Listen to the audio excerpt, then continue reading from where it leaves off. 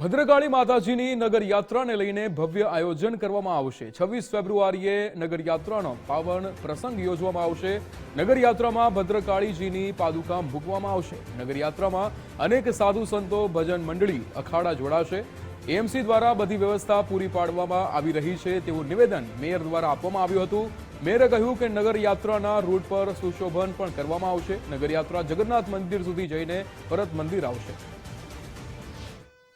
614 વર્ષ પછી આ ભદ્રકાળી માતાજીની શોભાયાત્રા નીકળશે અને આ ભવ્યાતિ ભવ્ય ઐતિહાસિક શોભાયાત્રા અમદાવાદ શહેરની ભવ્ય સંસ્કૃતિ અને આધ્યાત્મિક ભાવના સાથે સંકળાયેલી છે અને આ રથયાત્રાના રૂટ ઉપર દરેકે દરેક રૂટ ઉપર એમાં ભવ્યાતિ ભવ્ય સ્વાગતની વ્યવસ્થા કરવામાં આવી છે।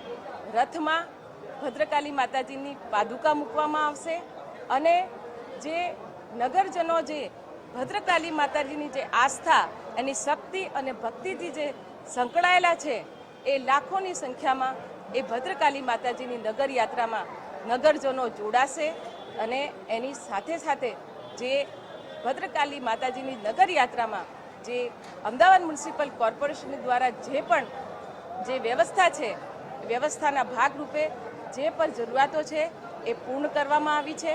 614 વર્ષ પહેલાં નીકળતી હતી એવી પૂર્વજોએ એમને વાત કરેલી, અમારા પૂર્વજોએ વાત કરી પણ પછી 614 વર્ષ પછી બંધ થઈ અને ફરી અમારા આ બધા જે પરિવારના મિત્રો છે અને પરિવારજનો છે એમને વાત કરી કે આપણે આ કાઢી વર્ષોથી ચાલે છે વાત અને છેલ્લે આ વર્ષે એ સાકાર થાય છે તે બહુ ઇમ્પોર્ટન્ટ વસ્તુ છે, બરાબર કે નહીં?